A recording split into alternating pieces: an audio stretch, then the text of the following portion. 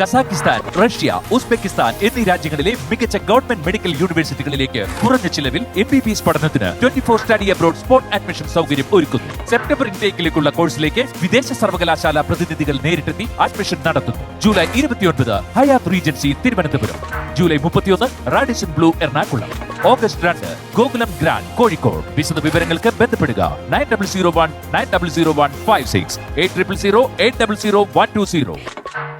ഞാൻ ദിലീപേട്ടനോട് ഒരു ചോദ്യം. ഈ ദിലീപ് ബേട്ട എന്ന് വിളിക്കുന്നതാണോ ദിലീപ് അങ്കിൾ എന്ന് വിളിക്കുന്നതാണോ കൂടുതൽ മനസ്സിന് സന്തോഷം? ദിലീപേട്ടാന്ന് വിളിക്കണേ. സന്തോഷം. കാരണം എന്താ ചോദിച്ചതറിയോ? ഇവിടെ പറഞ്ഞ പിള്ളേരെല്ലാം റിമൂവ് വിളിക്കുന്നത്. അങ്ങനെ ഒന്നോ രണ്ടോ അറിവില്ലാത്ത കുഞ്ഞു പൈതങ്ങൾ പിന്നെ അവർ അറിഞ്ഞു പിന്നെ ഒരു റിമിമോളി. പക്ഷെ ഇവിടെ ഇവരെല്ലാരും ഇപ്പൊ ബിന്നി ആന്റി ഇങ്ങനെ വിളിക്കുന്നുണ്ട്. നമ്മൾ വെളിയിൽ ഇറങ്ങുമ്പം 70-75 വയസ്സുള്ള ആൾക്കാരൊക്കെ നമ്മളെ ബിന്നി ആന്റി, അങ്കിൾ, മധു അങ്കിൾ. എപ്പോഴും എനിക്ക് മിക്കവാറും ഗുരുവായൂർ തൊഴാൻ പോകുമ്പോ കിട്ടാറുണ്ട്. ഒരു 80-82 വയസ്സായിട്ടുള്ള ഒരു അമ്മൂമ്മ വന്നിട്ട് MG അങ്കിളെ നന്നായിരുന്നു, നമുക്ക് എന്തെങ്കിലും പറയാൻ പറ്റുമോ? ഞാൻ പറയാം താങ്ക് യു. ദിലീപന്റെ ഏറ്റവും ഇഷ്ടമുള്ള സിനിമ ഏതാ? എല്ലാം ഇഷ്ടം.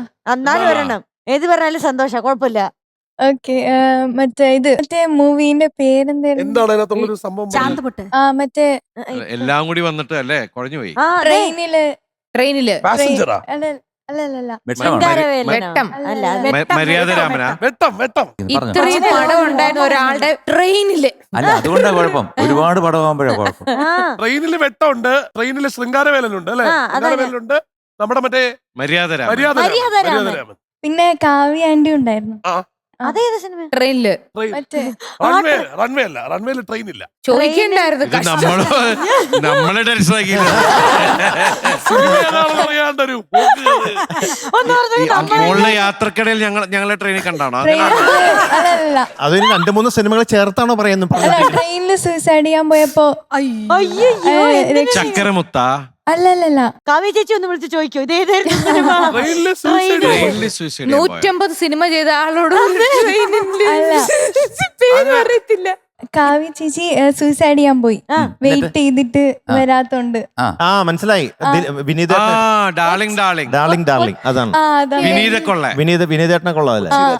എന്നാൽ ഇത് ദിലീപന്റെ ഒരു പുതിയൊരു വെറൈറ്റി ഇതെന്ന് വെച്ചാല് ഒരുപാട് പടങ്ങൾ വന്നിട്ട് അതിൽ നിന്ന് ഇത് മാത്രം തെരഞ്ഞെടുത്തു. മറ്റേ പേരൊന്നും അറിയില്ല. അറിയാം. ഏറ്റവും ഇഷ്ടമായത് ഞാൻ അതിൽ കുറച്ച് വില്ലനായിട്ട് അഭിനയിച്ച. അത് മാത്രല്ല, അതിനകത്തൊരു സീക്വൻസ് ഉണ്ടല്ലോ, ആ പെണ്ണ് കാണാൻ പോണ സീക്വൻസിലെ മീശയൊക്കെ ഇങ്ങനെ കയറ്റി വെച്ചിട്ട് അല്ലേ, നിന്നിപ്പിൽ ആൾമാറാട്ടോ.